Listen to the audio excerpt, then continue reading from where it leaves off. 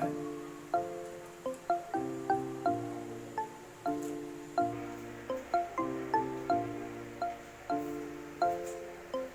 നമസ്തേ, ഇന്നത്തെ വീഡിയോയിലേക്ക് എല്ലാവർക്കും സ്വാഗതം. ഇന്ന് ഓഗസ്റ്റ് 15, നമ്മുടെ സ്വാതന്ത്ര്യ ദിനം. അപ്പോൾ എൻ്റെയും എൻ്റെ ചാനലായ ബിനീഷ് വ്ളോഗ്സിൻ്റെയും പേരിൽ എല്ലാവർക്കും സ്വാതന്ത്ര്യ ദിനാശംസകൾ നേരുകയാണ്. ഇന്നത്തെ വീഡിയോ എന്ന് പറയുന്നത് എഗ് റൈസ്. അതുണ്ടാക്കുന്നത് എൻ്റെ അളിയൻ തന്നെയാണ്. നമുക്ക് ആ വീഡിയോയിലേക്ക് പോകാം, അതെങ്ങനെയാണ് ഉണ്ടാക്കുന്നത് കാണാം.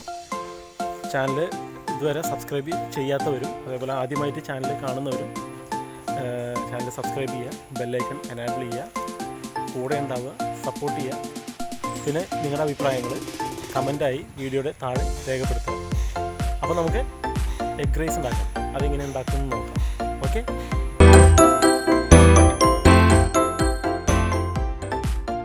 ഇന്ന് നമ്മൾ പുതിയൊരു ഡിഷാണ് ഉണ്ടാക്കാൻ പോകുന്നത്, എഗ് റൈസ്.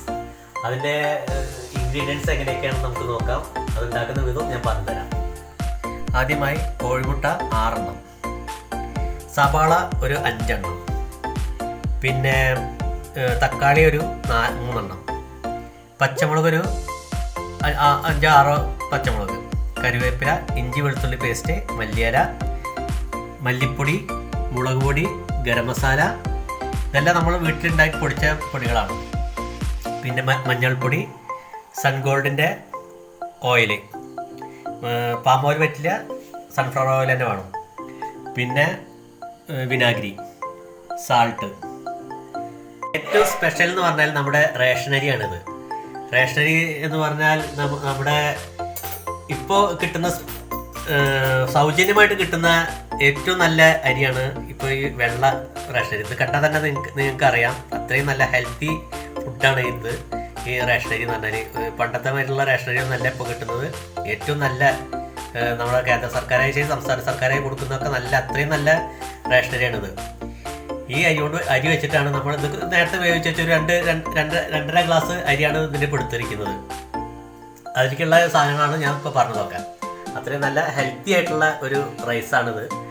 അതിൽ ഇത്രയും നല്ല റൈസ് ഇതിൽ കല്ലോ നെല്ലോ ഒന്നുമില്ല. അത്രയും നല്ല ഇതായിട്ടാണ് ഈ അരി നമ്മൾ ഇപ്പോൾ അവർ തരുന്നത്. അതിന് നമുക്ക് 2 സർക്കാരിനോടും നമുക്ക് അത്രയും കടപ്പെട്ടിരിക്കുന്നു. നമ്മൾ മസാലകൾ തയ്യാറാക്കാൻ വേണ്ടി നമ്മളൊരു ഉരുളി വെച്ചിട്ടുണ്ട്. അതിലേക്ക് നമ്മൾ നേരത്തെ പറഞ്ഞ സൺഗോൾഡിൻ്റെ ഓയിൽ ഒഴിക്കുകയാണ്. എത്ര സ്പൂൺ? അതൊരു ചുരുങ്ങിയതൊരു 50 മില്ലി ഒക്കെ മതി ഓയിൽ. അതിലേക്ക് നമ്മൾ സവാള അരിഞ്ഞത് നമ്മളതിലേക്ക് ഈ ഓയിലിലേക്ക് ഇടുകയാണ്.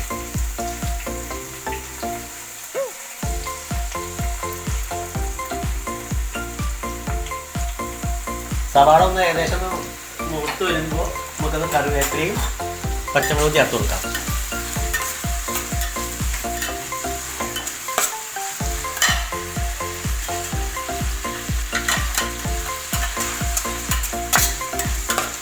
സവാള ഒന്ന് വേഗം മൂക്കാൻ വേണ്ടി നമുക്ക് 2 തരി ഉപ്പ് ഇതിലേക്ക് ആഡ് ചെയ്ത് കൊടുക്കാം.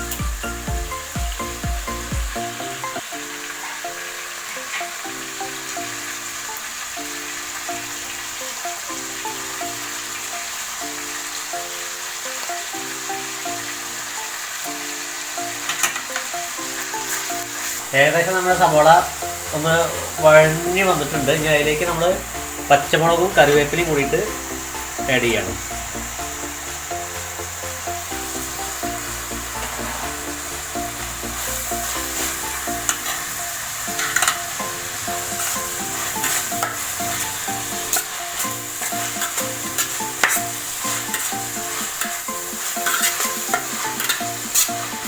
ഏകദേശം വഴന്നു വന്ന് തുടങ്ങിയിട്ടുണ്ട്.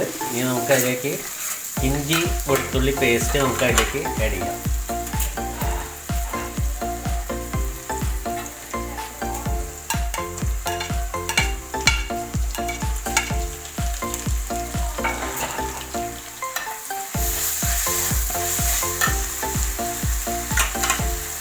നമ്മുടെ സവോള ഒക്കെ ഏകദേശം നന്നായിട്ട് വഴന്നു വന്നിട്ടുണ്ട്. അതിലേക്ക് നമ്മൾ അരിഞ്ഞ് വെച്ച തക്കാളി അത് നമ്മൾ അതിലേക്ക് ചേർത്ത്.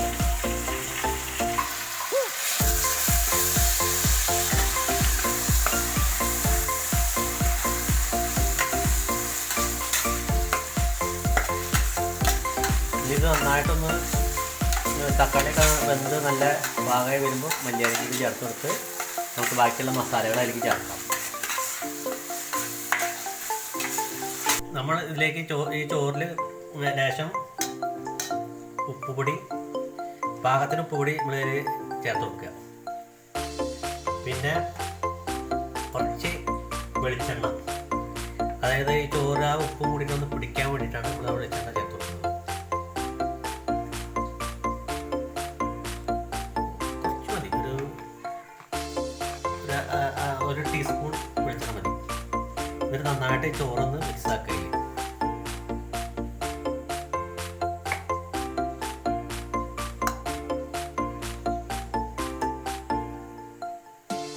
ഇതിലേക്ക് നമ്മൾ മല്ലിയില, അരിഞ്ഞ് വെച്ചിരിക്കുന്ന മല്ലിയില വല്ലാണ്ട് ചെറുതാക്കൊന്നും വേണ്ട. മല്ലിയില ചെറുതാക്കി കഴിഞ്ഞാൽ അതിൻ്റെ ടേസ്റ്റ് പോകും. അപ്പോൾ അധികം ചെറുതാക്കാതെ നമ്മൾ ഇടുന്നതാണ് ഏറ്റവും നല്ലത്.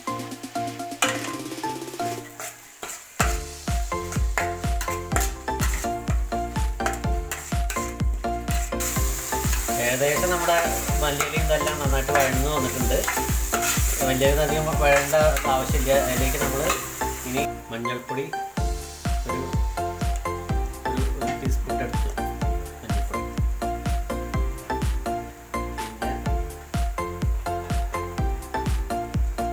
മുളക് പൊടി ഒരു 2 ടേബിൾ സ്പൂൺ.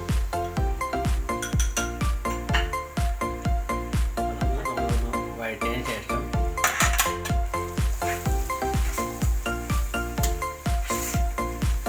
എരിവ് വേണമെന്നുണ്ടെങ്കിൽ പിന്നെ നമുക്ക് എരിവ് ഇത് ചേർക്കാം, അതിന് കുഴപ്പമൊന്നുമില്ല. ഇനി അതിലേക്ക് നമ്മൾ മല്ലിപ്പൊടി ഒരു 3-4 സ്പൂൺ,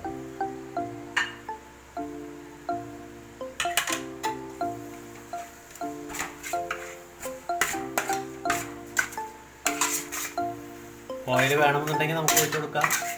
എല്ലാവർക്കും ഓയിലെല്ലാം പറ്റിക്കൊള്ളണമെന്നില്ല. അതുകൊണ്ട് നമുക്ക് ഇഷ്ടത്തിന് അവരവരെ ചോയ്സിനനുസരിച്ചിട്ട് ഓയിൽ നോക്കി ചേർത്ത് കൊടുക്കാം.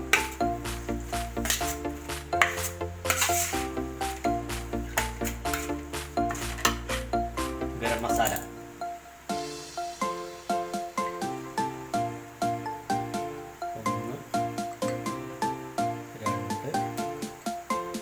രണ്ടര സ്പൂൺ ഗരം മസാല.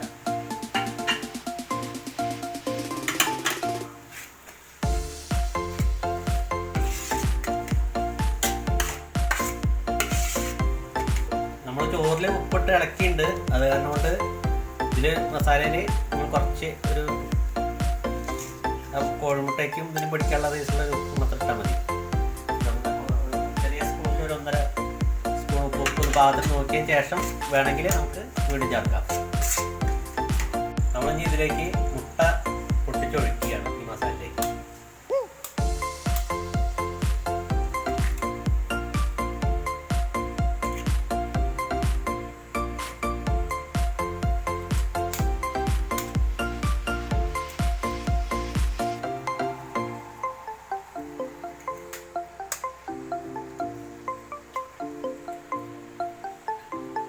നമ്മൾ 6 മുട്ടയുടെ ഇതിലേക്ക് എടുത്തിരിക്കുന്നത്. ഇനി ഇതൊന്ന് നന്നായിട്ട് ഇളക്കി കൊടുക്കാം.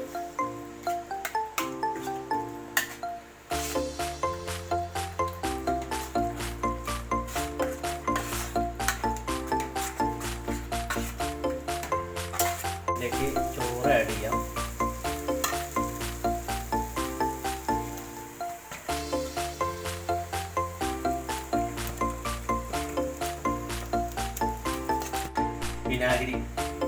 വിനാഗിരി എന്ന് പറഞ്ഞാൽ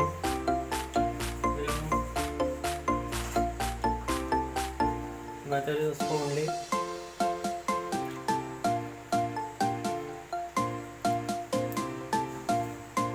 ചെറിയൊരു പുളിപ്പിന് വേണ്ടിയിട്ടാണ് നമ്മൾ ഒഴിക്കുന്നത്. ഏകദേശം 4 ടേബിൾ സ്പൂൺ ഉണ്ടാവും.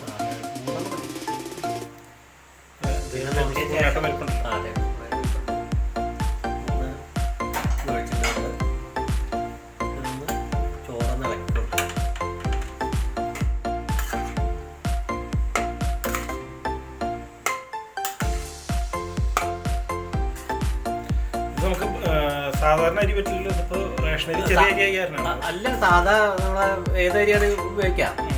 പിന്നെ നല്ലത് ബസ്മതി റൈസിലും നന്നാവും. ഇത് പിന്നെ റേഷൻ അരി നല്ല ഏറ്റവും നല്ല അരിയല്ലേ ഇപ്പോൾ നമുക്ക് കിട്ടുന്നത്. അതുകൊണ്ടാണ് ആ അരി നമ്മൾ ഉപയോഗിക്കുന്നത്. എല്ലാ ഭാഗവും മിക്സായി വന്നു.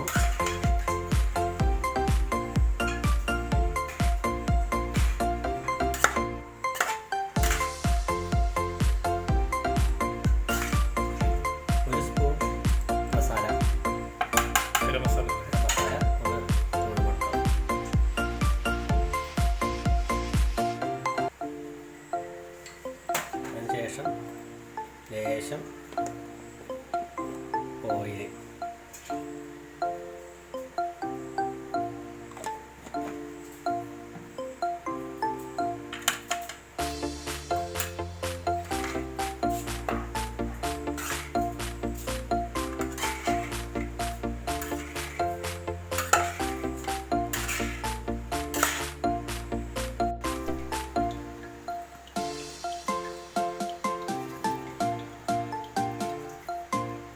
എല്ലാം റെഡി ആയില്ലേ? എല്ലാം റെഡി. ഇനി നമുക്കൊന്ന് സെർവ് ചെയ്യാല്ലേ? കഴിക്കാൻ നോക്കിയിട്ട് അഭിപ്രായം പറയാം.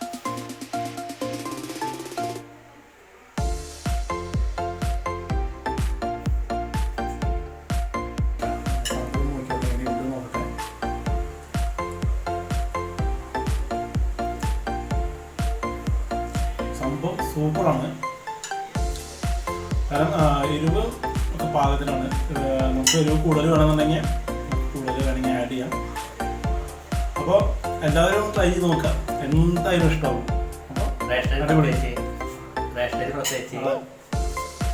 നമ്മുടെ അളിയനാണ്, അത് നല്ലൊരു കുക്കാണ്. അപ്പോൾ ആളുടെ കുറേ വീഡിയോസ് പിന്നാലെ വരും. എനിക്ക് വേറെ ആളെ അന്വേഷിച്ച് നടക്കേണ്ട ആവശ്യമില്ലല്ലോ. അപ്പോൾ അടുത്ത വീഡിയോയിൽ നമുക്ക് വീണ്ടും കാണാം.